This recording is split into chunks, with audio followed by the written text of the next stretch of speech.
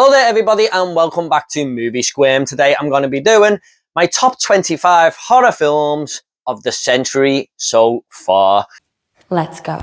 Now this was the hardest list I have ever had to do on this channel. I've done plenty of top 10s, 20s, top 5s. But this was such a task because there's been so many great films over the past 25 years. I have never wrote down more honorable mentions than I had in this list. I mean, I had about 20 odd movies that I couldn't squeeze in there. There were one or two I put in and then had to take out because I just wanted to solidify that list as best as I could. And there are going to be people who disagree with this list. Of course, no list should be the same. So I'm just letting you guys know that this is just my list. It's a personal list. I can't say much more than that because there's going to be people who are pretty pissed off, I think, with some of the picks in here. But I just see some movies differently to others, as a lot of people see them differently to other people as well. So don't get pissed off if your movie isn't here. I either haven't seen it or it's just not in my top 25. So if you want more of this, guys, if you enjoyed this video, please check the link down below. I'll leave some playlists there of my other top 10s and everything. And don't forget to leave your favorite horror movies of the century so far in the comments down below. We're going to be going from 2000 to 2025. That's the reason I went with 25 movies. You know, it just seemed fitting because it's been the past 25 years. And I do think the earlier part of the century was not as strong as the latter part of the century. So I think there will be more movies in here from the more past 10, 15 years. But we've got a good mix. So let's get into it now with number 25. Number 25 is going to be Terrifier 3. I felt like I had to put the biggest horror movie icon from this century into this list, but also I really do like the Terrifier movies. Anyway, 1 and 2 are great, but I think 3 is definitely my favourite. I had such a blast with this at the cinema, and it's wonderful to see Damien Leone's journey bringing Art the Clown to life on the big screen. But a lot of people have just fell in love with this silent character, haven't they? And more so for the creative kills that he comes out with here. But mixing this really twisted character into a joyful time at Christmas just worked wonders, I think. It just had such a contrast, but came together perfectly. And this carries on the story of the Terrifier and gives us a few inklings here and there of who the Art the Clown actually is. We kind of know he's a demon now, but we really don't know the full justification of why he is here and what he is doing. But I liked how this carried on the story to leave them breadcrumbs into part 4. But I really love some of the moments here where Art meets Santa Claus and he's just so excited. That's probably my favourite part in any Terrifier film, which is weird considering how many great kills there are, but you have got them in here as well, the chainsaw to the balls and everything. You know, some guy's head gets turned inside out. Art the Clown is just rampaging through this movie. And we've got the return of a great final girl in Lauren Rivera here with Elliot Fulham, of course, who have to take on Art the Clown. But I just really love that Damien Leone seems to be having a lot of fun with this movie. It feels like the most fun of all the films. It does still have that dark edge, but the fact that it's at Christmas time just gives it that little bit more entertainment value. And I just love seeing Art the Clown splatter blood into the snow. So, yeah, I got to have a Terrifier movie in here, and it's Terrifier 3. Next up, we do have Hostel 2. Now, I was thinking about putting Hostel in here, but then I thought about it more and I think, no, the second one is definitely my favourite. I think this does a lot right. It does everything a sequel should do, apart from maybe doing what Alien 3 did to the characters in Aliens. This movie kind of does that with the main character from the first film. But apart from that, you know, we got plenty going on here to expand the lore of this hunting club that seems to be hidden amongst every shadow in all these different countries.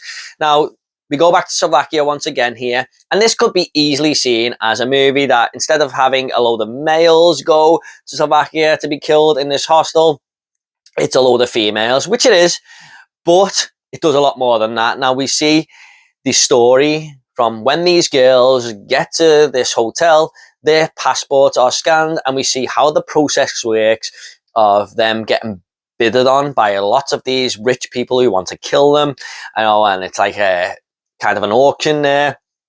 I thought that was a really interesting way of showing you how this hunting club works. We also see it from kind of the antagonist point of view. Like, there's these two guys who the movie keeps switching to, and they want to kill some people and join this hunting club, and we see it from their perspective of their journey to bid on these girls and get there themselves.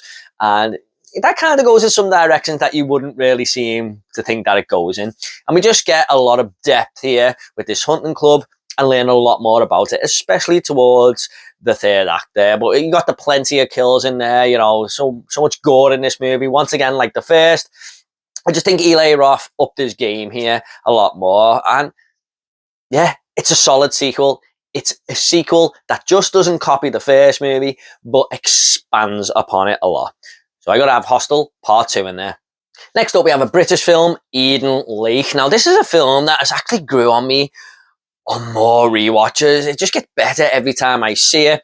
But this stars Kelly Riley and Michael Fassbender, believe it or not, in one of his earlier roles. And this came out at a time when hoodies in Britain, people who wore hoodies, like these teenagers, were scum of the earth. They were always on the back pages of the newspapers. A lot of people did read newspapers back then instead of scrolling through Twitter. There was just this big narrative put out there that hoodies and teenagers who wear them were bad, because it was the start of the happy slapping phase where people were filming people being hit on their phones and people attacking people and everything. They always seemed to have these hoodies on.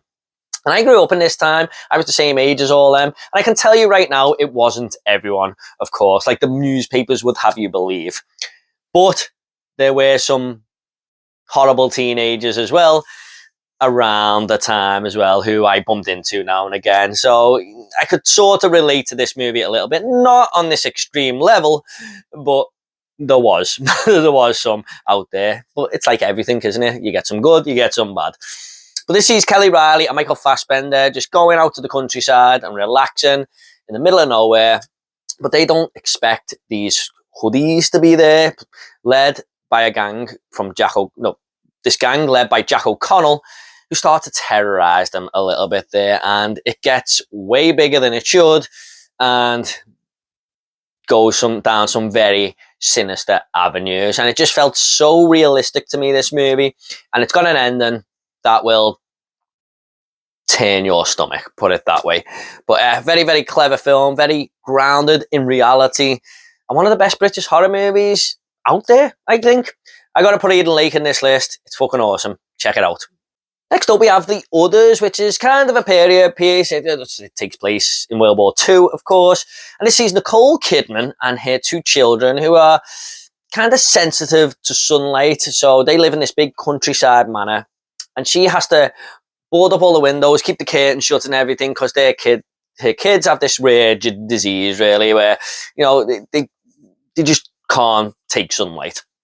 And that makes it harder for them all the while, because this house is actually haunted and the darkness does not help their, you know, them being afraid or wary of what the hell is going on in this house. They can't open the curtains either. And I think this movie is really well paced. It's got a great mystery to it. And you're just plodding along going, what the hell is going on here? How are they going to get out of this situation? Are they going to leave this haunted house eventually? And it's a movie that is really good, that turns great by the end. It's a movie that kind of flips itself and enhances itself with its last few minutes. I didn't see this coming in a million years. And I thought it was so wonderfully put together, so brilliantly constructed, this film. And it would be a crime if I didn't put The Others on this list. Nicole Kidman, who has been nominated for 5 Academy Awards. Not this one, but I think this is one of her best roles, if not her best. I think she is absolutely magnificent in this movie as this really caring mother who wants no harm to come to her children. And you kind of get behind her for that. But The Others, fantastic ghost story. Great supernatural horror film. Yeah, gotta have The Others in there. Next up, we have Edgar Wright's Last Night in Soho. I've actually seen a few Edgar Wright rankings lately where a lot of people were putting this last or second to last on the ranking. I actually think it's his best film. Maybe I'm alone in that, but I absolutely love this film. I went to cinema to watch it, and I remember turning to my wife afterwards and going, wasn't that something totally different? It just felt so fresh, so original, so brand new. This sees Thomas and Mackenzie as this aspiring fashion designer move to London to enhance her career, basically.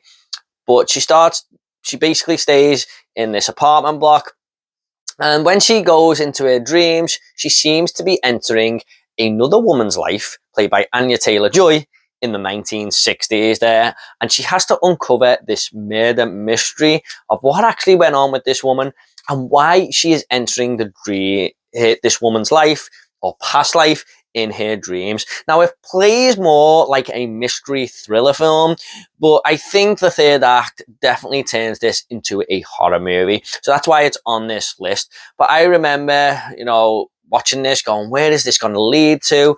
There's such a good mystery at play here where you're just peeling back the layers. Each scene gives you something brand new. Wonderful performances, of course, from Thomas and Mackenzie and Anya Taylor-Joy, who is never bad, is she? Let's be honest. But I just remember really getting into this movie, getting immersed in it, and just thinking, wow, absolutely looks beautiful. The design, the visuals, and everything from Edgar Wright here, it just looks phenomenal, especially when we go back into the 1960s.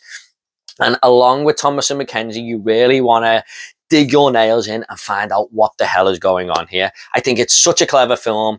And like I said, Edgar Wright's best film for me. I love Last Night in Soho. I thought it was absolutely fantastic. So that's in this list, of course. Next up, we have a found footage film, and that is Hell House LLC.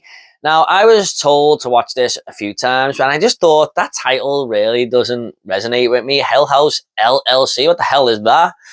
And I couldn't have been more wrong. You can never judge a movie by its title. I remember me and my wife watched this, and we were scared to death.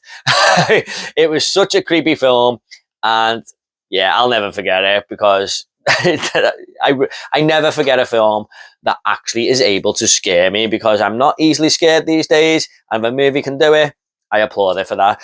Stephen Cognetti is a really good director who knows how to do jump scares right and just get under your skin. This sees a tourist attraction, which is called the Abaddon Hotel. And it's been widespread by people in the community, whispers here and there that this hotel might be haunted.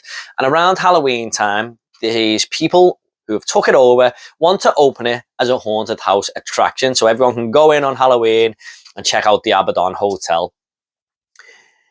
But on the first opening night, I think it's about 15 people are actually killed, and no one knows what happened. Even YouTubers are filming it and everything, but no one can actually really see or pin down what has happened here.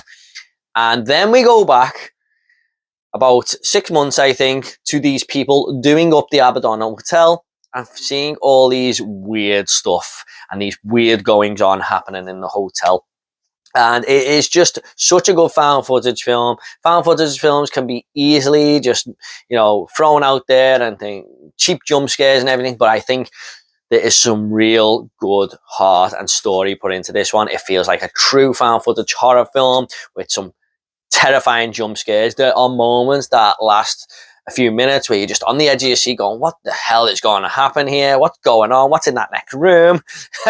It was just really well done. So well done to Stephen Cognetti for getting that out there. I really like the fourth one as well, the Carmichael Manor. That was done really well to get under my skin.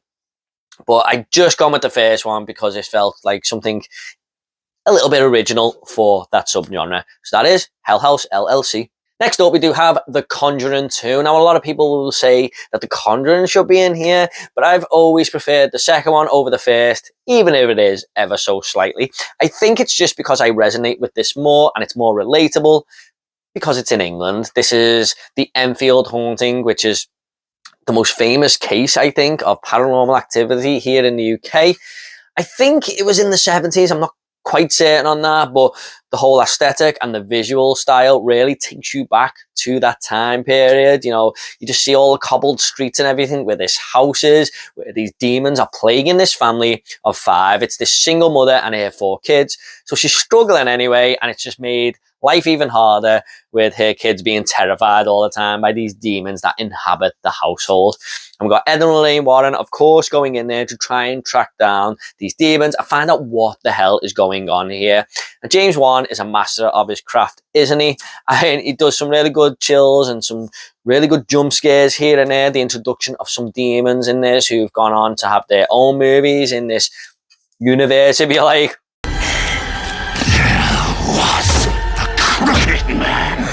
But yeah, it's the story for me here. It just flows better than the first movie for me.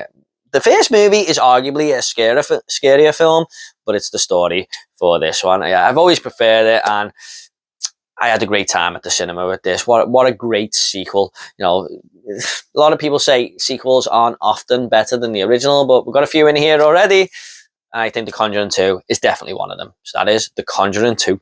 Next up, we do have Sinister, another movie that terrified the life out of me, kind of like Hell House LLC. But I will say this one was probably a bit scarier. I mean, I always remember watching this film and just thinking, wow, I do not feel comfortable here. I am so unnerved. This is really getting under my skin. This is Ethan Hawke, who goes to this house and he's in the attic and he finds a few film reels. He's just moved into this house with his family and he starts watching these film reels on this projector. And what these film reels show is the past families who've lived there over the years being murdered by some body. We don't know who, but this guy is filming it and everything, and he's killing them in such horrific ways. Now, that concept is just giving me goosebumps right now. I know it's cold in here, but it's because I'm talking about this. It just didn't sit right with me. That concept just terrified me.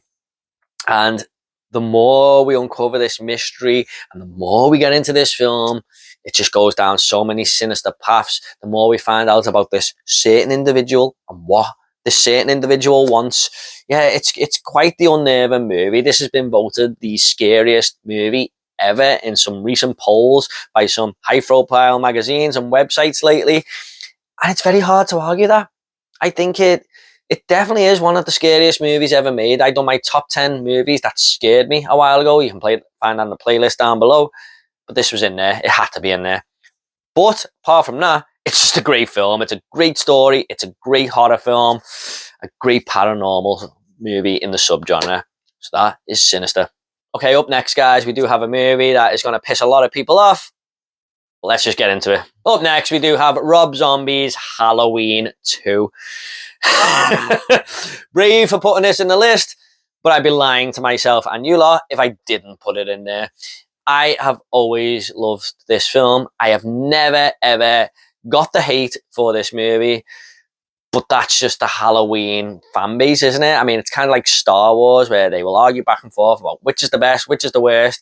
You look at so many rankings of this film series, and they're all over the place. You know, I've never seen one that even closely matches up with mine. But this is a top 3 Halloween movie for me. It's a movie that is so dark and so horrific and kind of depressing at times, but isn't that what a horror movie should be? I mean, if you really want to get to the dark depths of a horror film, Rob Zombie finds it with Halloween 2. And this opening scene is one of the best directed parts of the whole franchise for me, in this hospital. And a lot of people hate the fact that that's a dream sequence. I kind of don't care, because I think it's half a dream sequence. He is actually sort of breaking out there, because the next scene leads on that Michael has broken out of this van. So it's kind of half a dream, half reality. But that direction from Rob Zombie is masterful. That is how you direct a fucking horror movie. Rob Zombie's Marmite, isn't he? You either love him or hate him. I'm kind of more on the love side. I liked a lot of his films, but this is my favourite of his. I just think it's such a fantastic film. Michael Myers is menacing in this. I love Scout Taylor Compton in this movie. I think it's the best portrayal of trauma we've ever seen in any horror movie ever. You can tell that this has really affected her life. She's affecting people around her who want to help her. she's going through some serious shit here.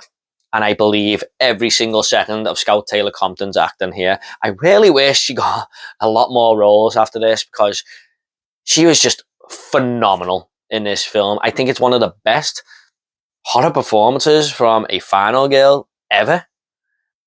There's so much I like about this movie. I can go on and on. People don't like the fact that Loomis is an asshole in this. I kind of like that take. I mean, why do you want the same film? Take this one, for example, the first Halloween movie by Rob Zombie. I like the part where we see Michael Myers as a kid and, you know, in the mental hospital. When it goes to the third act and copies the homework of the original 78 film, that's my least favourite part of that movie. Why do the same thing? And Rob Zombie's Halloween 2 has balls, man, and it goes for it. And that's what I really respect about it. We don't need the same movie over and over again. And Rob Zombie took some chances. For me, they paid off. The White Horse, bullshit though, that can go. Yeah, I mean, I've never been a fan of Sherry Moon Zombie in this movie. It does feel like he's trying to edge it in there for whatever reason. That White Horse stuff has never made sense to me. People can argue about it all they want. Yeah, that is my biggest gripe with the film. Apart from that though, I pretty much love everything else. So I can't lie to you guys, I gotta put it in there. Rob Zombie's Halloween 2. Next up, we do have Evil Dead 2013, the remake, of course, from director Fede Alvarez, who I think is one of the most exciting directors working right now. I've loved 3 out of the 4 movies he's made. I haven't seen that spiderweb thing, whatever it's called, yeah. But you know, I've really enjoyed the other 3, and Evil Dead being one of them, of course.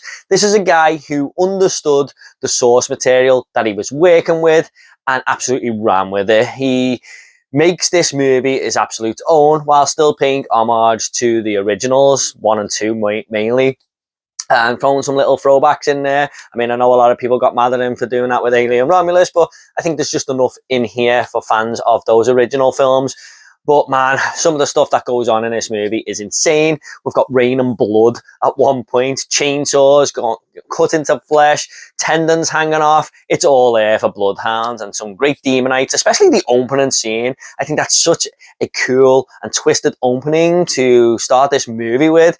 But I really like the main protagonist in this movie as well, who isn't really perfect. You know, usually we get the main protagonist who's this meek little young girl who grows and to be strong and take on the bad guys. But here she is suffering straight away. She's a heroin addict and she wants to go to this cabin with her friends to fight her drug addiction, so she can't have access to any drugs or anything.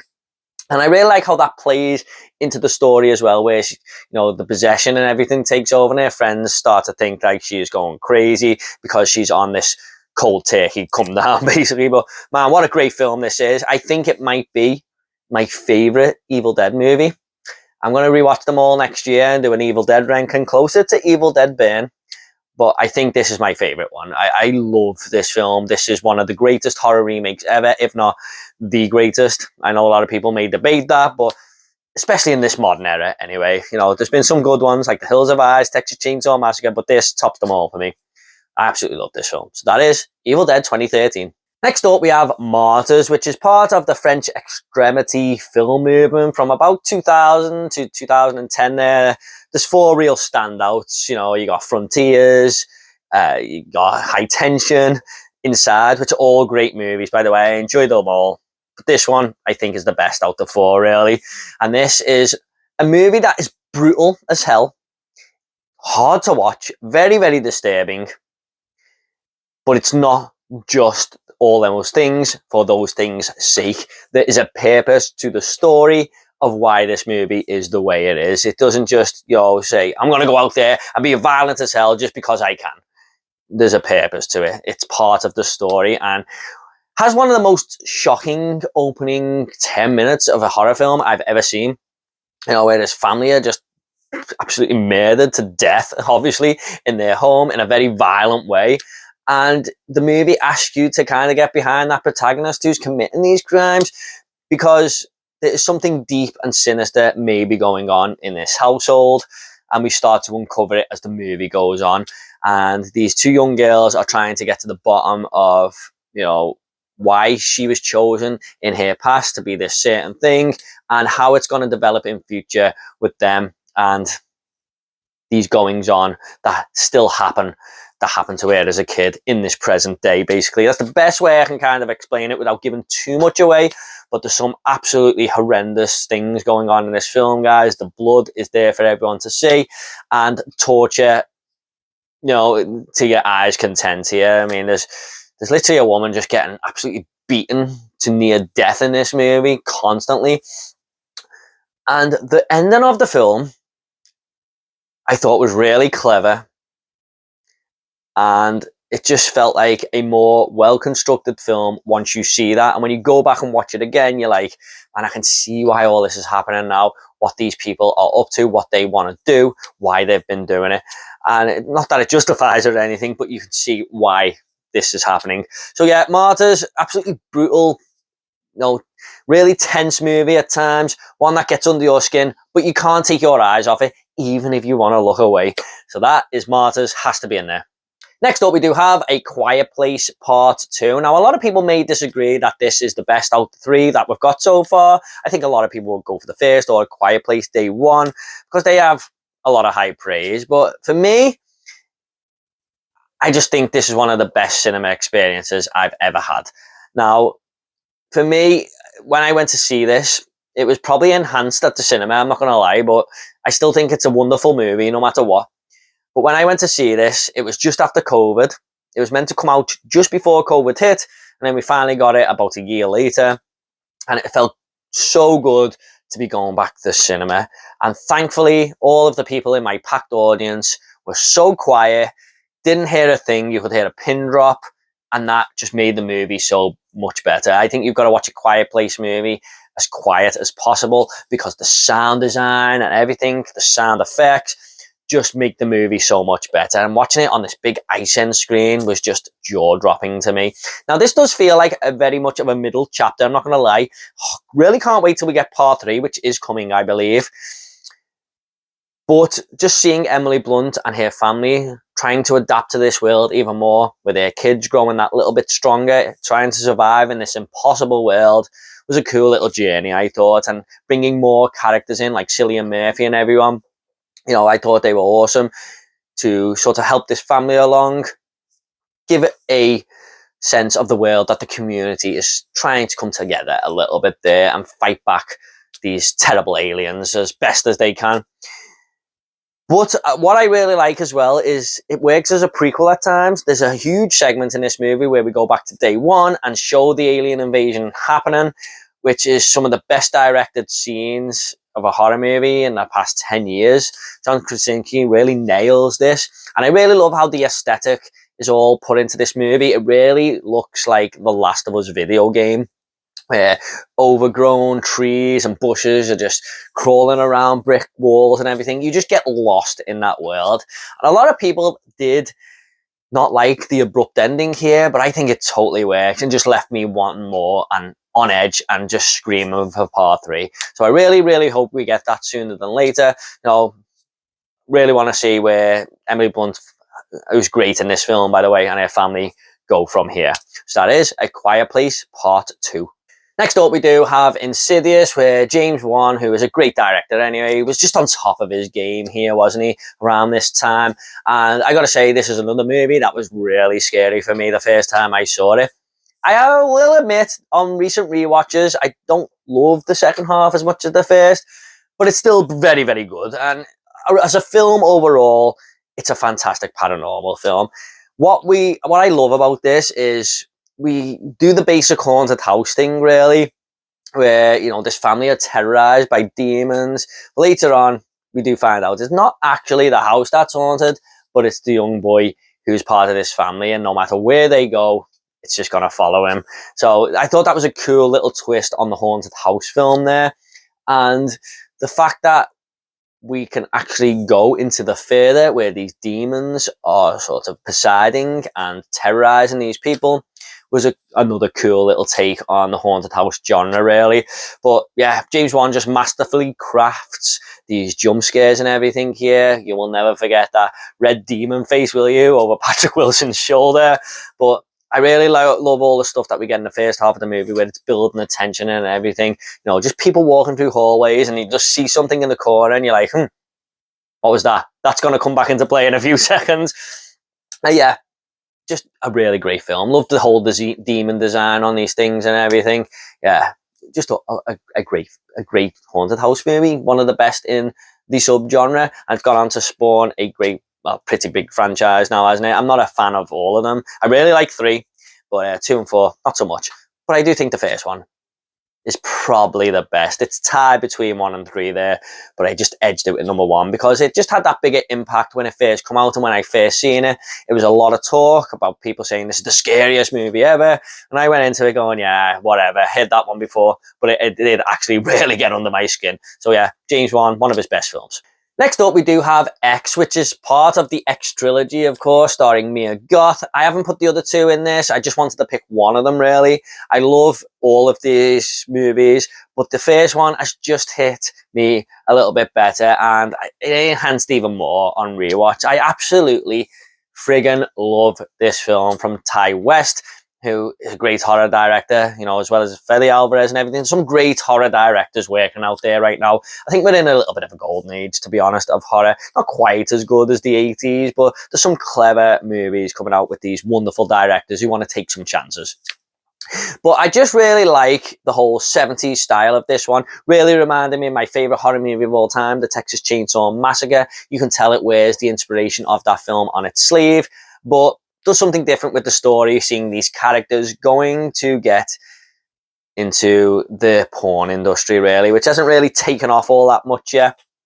And they've seen a gap in the market, and there you go, to this old cottage rented off this old couple, but they're going to stay at the back in this little shed, sort of little tiny manor that's kind of attached to it, and make a porno, basically. People's eyes are gonna pop out of their damn skulls when they see this. And what I love about this being a slasher film is the characters.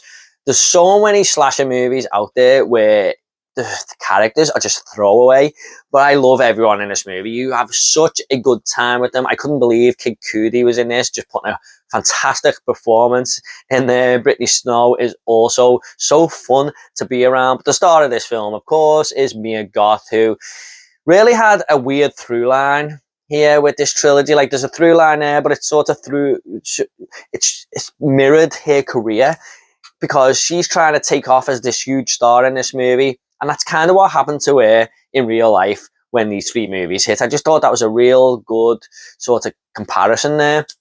It just felt so weird that it came together like that. And later on in the movie, this does become a slasher because the old couple are absolutely insane and start wiping these characters out one by one. Some really cool kills in there and everything. You got Mia Goth playing 2 characters, which I didn't know until I found out after watching the movie that she was doing that, playing Pearl, the older woman. But yeah, it's just so much fun. It has a lot of social commentary on the porn industry itself, and growing older and being young, and time is on your side when you're young. You think you got all the time in the world, but when you're older, you see that time ticking away and you want your young self back and everything. I just thought that was, you know, a cool little discussion to have with this movie. But yeah, X, fantastic. My favourite of the trilogy, so that has to be in there. Next up, we do have It Follows. Now, this is a very interesting film because it sort of takes an already scary thing in a STI, a sexually transmitted infection, and turns it even more into a horror film. So this sees the character of Mika Monroe, who is haunted by this thing that keeps coming towards her. Basically, it doesn't stop walking towards her, but it takes many different forms of different human beings. And once it will get to Mika Monroe, she will die. It will kill her in a horrific way, like we see at the very start, opening scene, that's been happening to this poor young girl.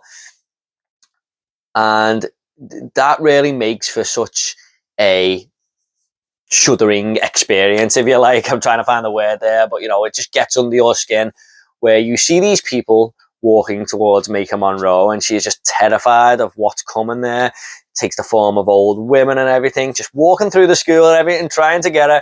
And I just think this is a fun social commentary on sexually transmitted infections, but, you know, just turned into a horror film. It just works. It just works. And I had a great time with this. I thought this was a really cool and different take on the horror genre, and a very clever movie at that. Maika Monroe is always great, isn't she? I love her as an actress, and this is one of her best performances.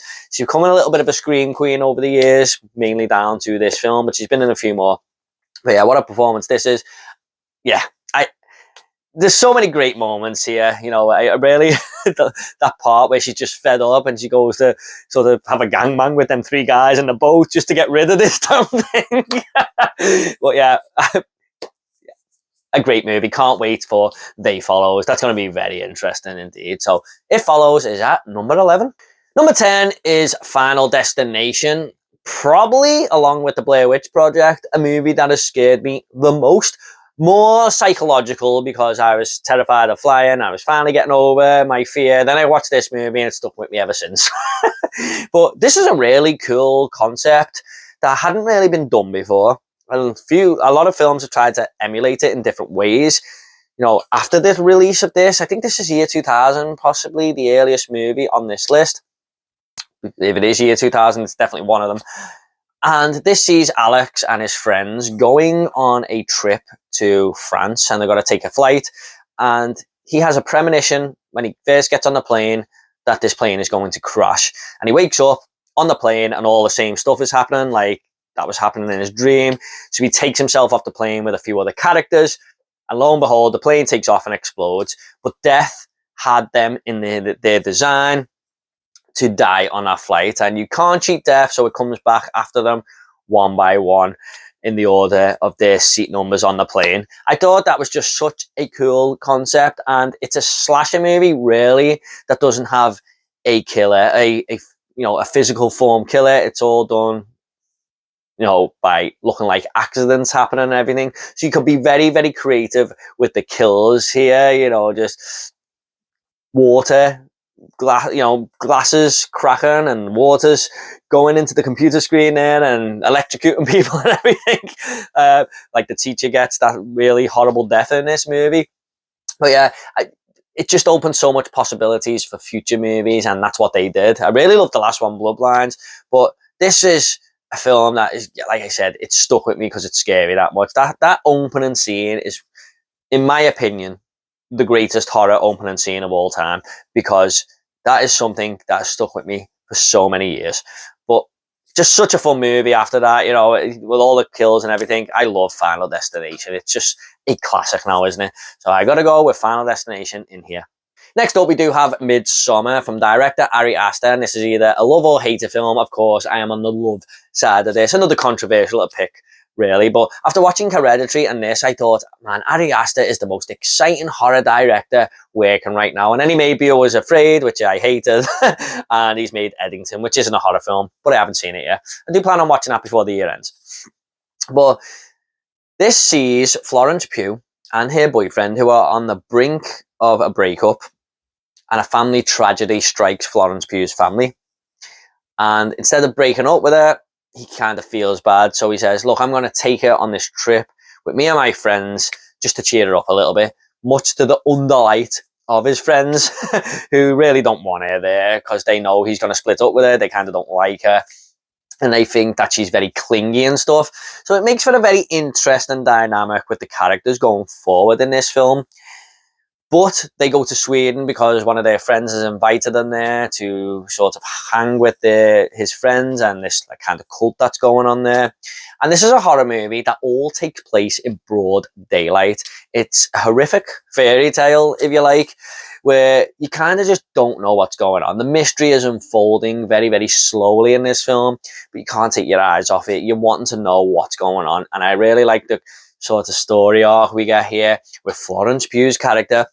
Not going to say too much more than that, but love the visual design of this film. It looks awesome. The whole costume design is amazing. We've all seen the movie poster with Florence Pugh with that floral dress on. Yeah, and like I said, you're kind of just guessing where the story is going. But once you see this old couple and a cliff merge together, I'm not going to say too much more than that here. If you haven't seen it, guys, you're like, whoa. What's going on here? What is going on in this little weird town? A lot of Wicker Man vibes going on there. You can definitely tell it takes inspiration from that. But yeah, I love Midsummer. I think it's a fantastic film, one of the greatest horror films ever made, in my opinion. So that is Midsummer.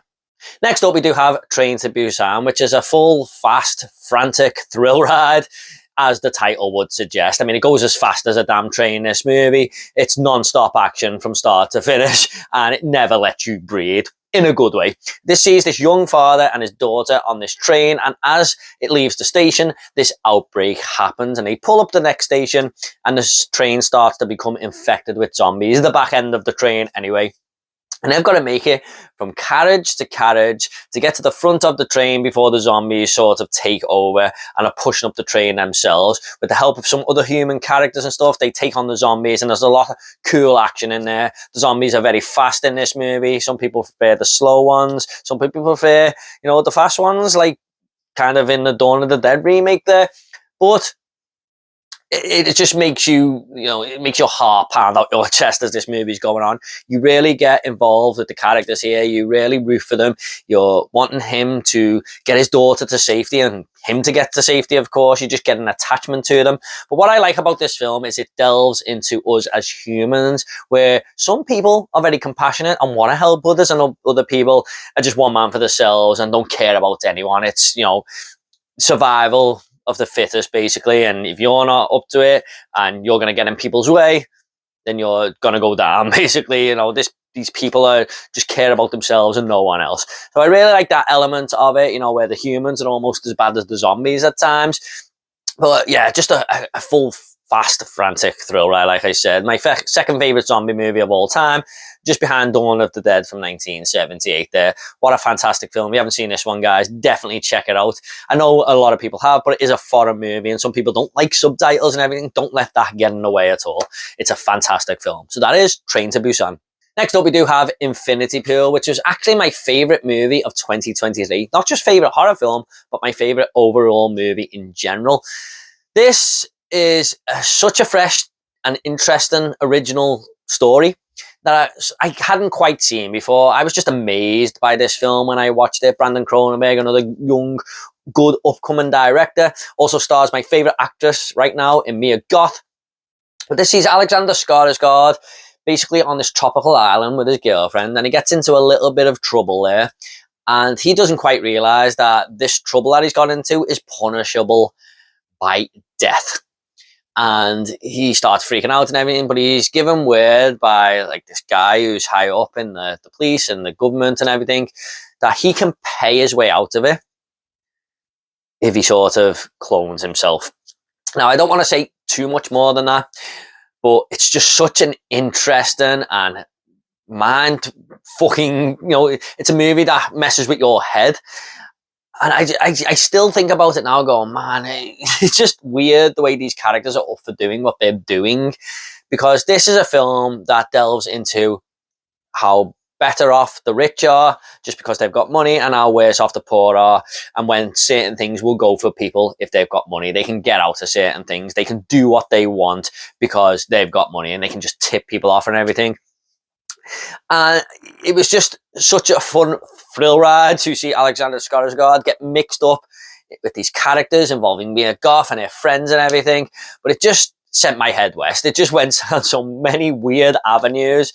But it's such a clever film, guys. I absolutely loved it. And Mia Goth, one of the great performances by her, where she's asking Alexander Skarsgård to come off this bus that he's on, saying, James, hey! I absolutely love that from her. So yeah, what a film this is. Oh, just so fantastic. It was nearly perfect for me. So that is Infinity Pool. Yeah, Chelsea!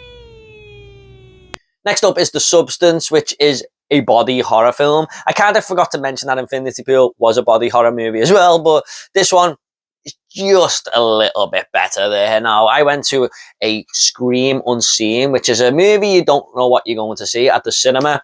And I had a little inkling that it might have been The Substance, but there was a lot of talk that it might have been something else. But I was so glad that it was The Substance when it started. And after the end of the movie, I was like, man, that film was absolutely amazing. Another film that felt so fresh and so original. You got Demi Moore here, who is this... She's got her own TV channel when she hits 50. And Dennis Quaid, who is this running this film production company, this TV company, sorry.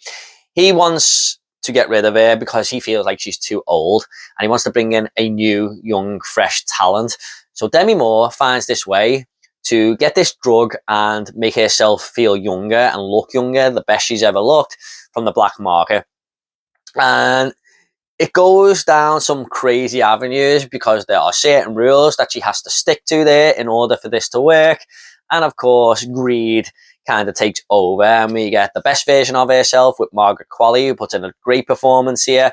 But Demi Moore was actually Oscar nominated for this. It's just such a fearless performance by her. She's so good in this, and it was like a major comeback for her, basically. But yeah, the movie just goes down some very weird places, and the body horror, when it starts to take over, just goes and goes and goes into places you can't even imagine. Like, it goes to the absolute extremes. I loved all the practical effects in this. Just a brilliant film. The Substance, I watched it with my wife a second time because she never come to cinema to see it with me, and she weren't too fussed on it, but I actually thought it was better on rewatch. Yeah, great score and everything in here. Just what a cool, fresh, original story. So that is. But I just want to say, it does have a good social commentary in there on ageism and stuff, not just for actresses, but male actors as well. Now, Hollywood sort of deals with people when they shouldn't do. You know, they should have better compassion and everything. But yeah, it just shows like things or people are treated very unfairly at times just because of their age and stuff. I love the way it delved into that. So that is The Substance. Coming in number 5 is Alien Romulus. Now, I know this might be, again, controversial because I was very surprised to see a lot of people not liking this film.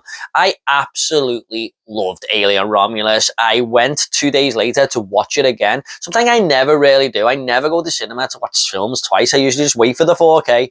But yeah, twice in 3 days I watched this, and I fell in love with it. I fell in love with it. My favourite horror film of 2024. Fede Alvarez just knows how to direct, doesn't he? I mean, he done great with Evil Dead 2013, Don't Breathe, of course, which just didn't make this list, but it's an exceptional horror movie. But Alien Romulus has got to be my favourite from him. I just loved the way he brought the horror back here. A lot of these Alien films can feel like action films. I don't actually consider the second movie to be a horror film, to be honest. It's more of an action sci-fi film. This one, he definitely brings the horror back there. There's some really tense sequences involving the face huggers and everything. Then we get onto the Xenomorphs, who are awesome as ever. But what he did with the ending there, which I didn't see coming, blew me away. And a lot of people were mixed on this, and it either make or break the film for them. But I just loved what he did there with those last 10 minutes of this movie. You know, yeah.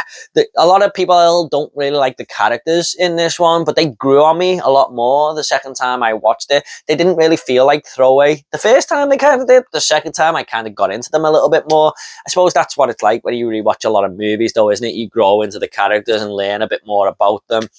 But I really like the main characters in Rain and Andy, played by David Johnson. Really cool to have an android there who's sort of got 2 different personalities because his chip gets switched halfway through and everything.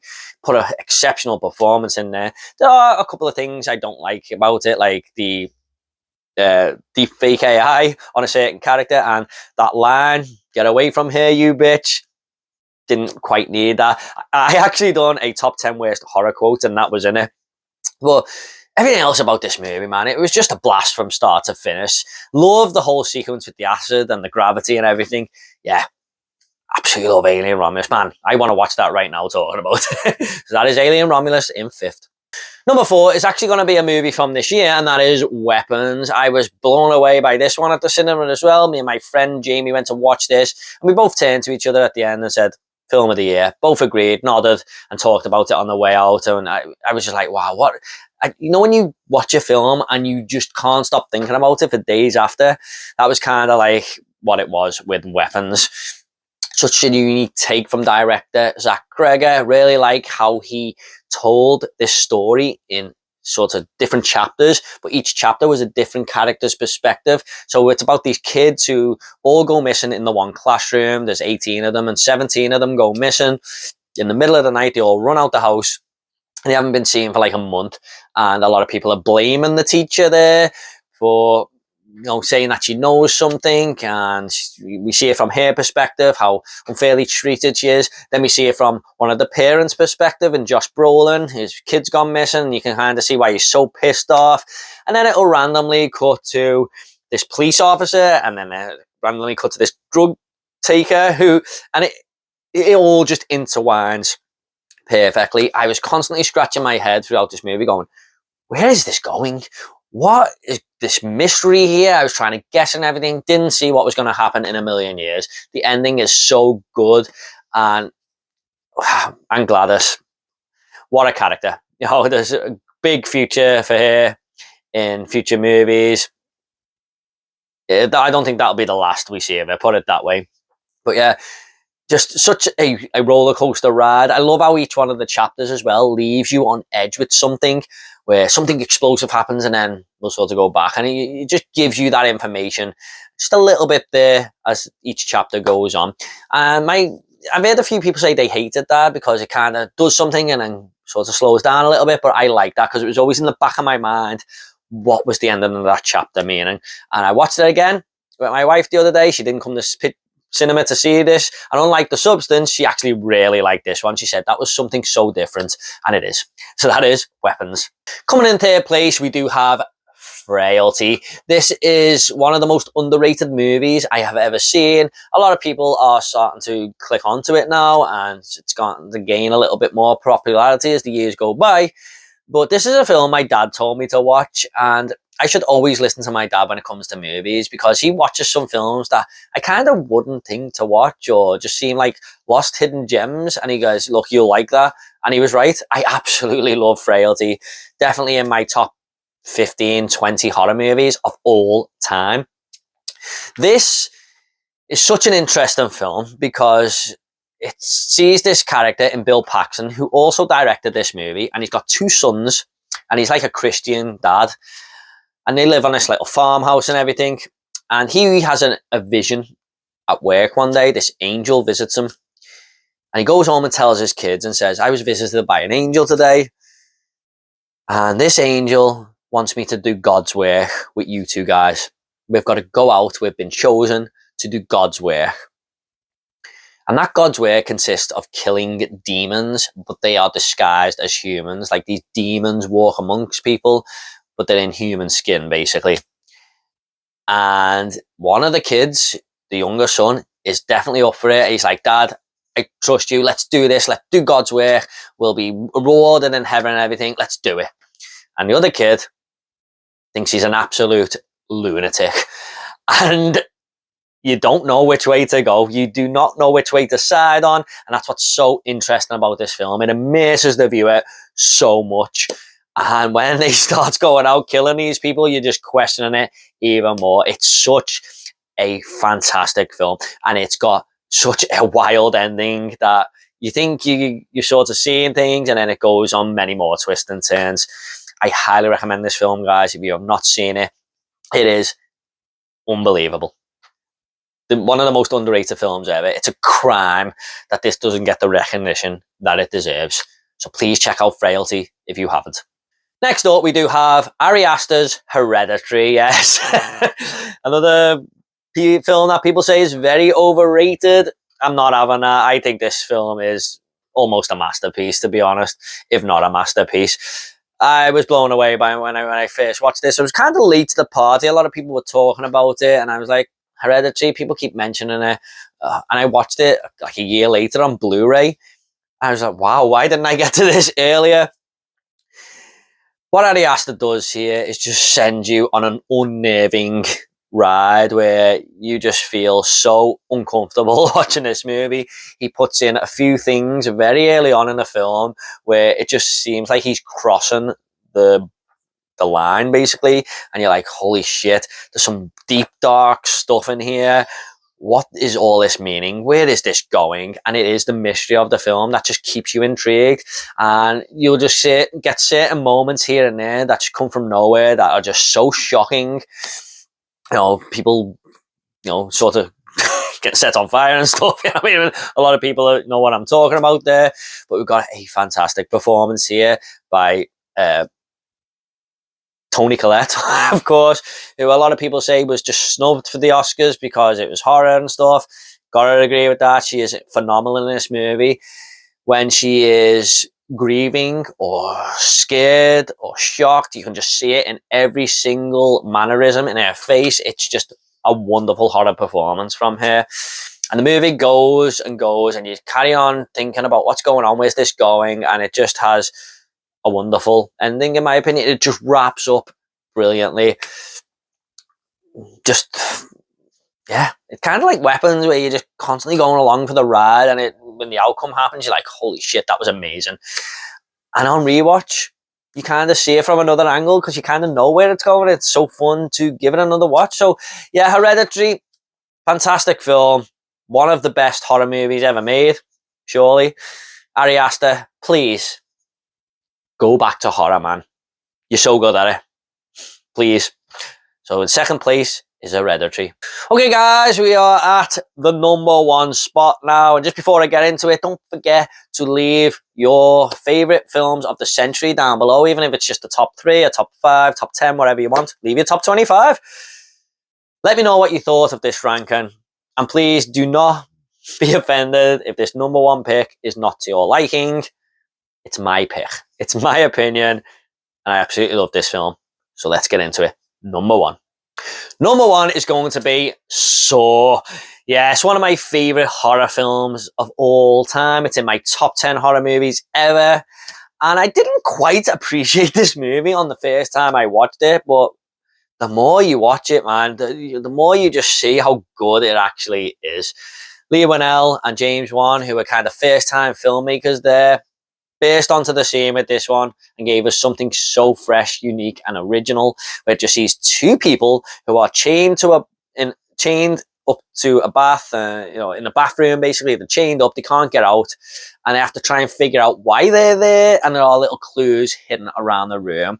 And we go to some flashbacks here and there of their life leading up to this event and everything. And it basically is a film where if you don't appreciate your life, you can be punished. And if you outcome the game, which is because this killer called Jigsaw is basically kidnapping people and putting them in these life and death situations. If you beat the game, you will have a newfound appreciation for life. But if you lose, you're dead. He puts people in just so many hard situations. We see a few of the little traps that he's done here and there leading up to this event. It's just such a clever movie and spawned one of the biggest horror franchises of all time there. It's still going. We're meant to be getting a Saw 11 soon and everything. But the OG is the best. It really is. The ending for me, quite possibly the greatest horror movie ending of all time. When that music kicks in and you realize what is happening because the movie has led you on so many other different paths, you're just like, you can't believe what you're seeing. It's so well put together. Good little cast there. Danny Glover in this movie, of course, the police detective trying to sort of uncover this Jigsaw character and everything. I like Leigh Whannell in this movie. A lot of people say he's not that great in it, but I think he's pretty decent. Cary Grant, not so much. But yeah, I love Saw, man. I've just seen it so many times, and it has to be my #1 pick for the top 25 films of the century so far. Okay, guys, hope you all enjoyed this video. What you think of these picks, please do let me know. Please give this video a like and subscribe to this channel if horror is your sort of thing. And I'll see you all on the next video. Take care.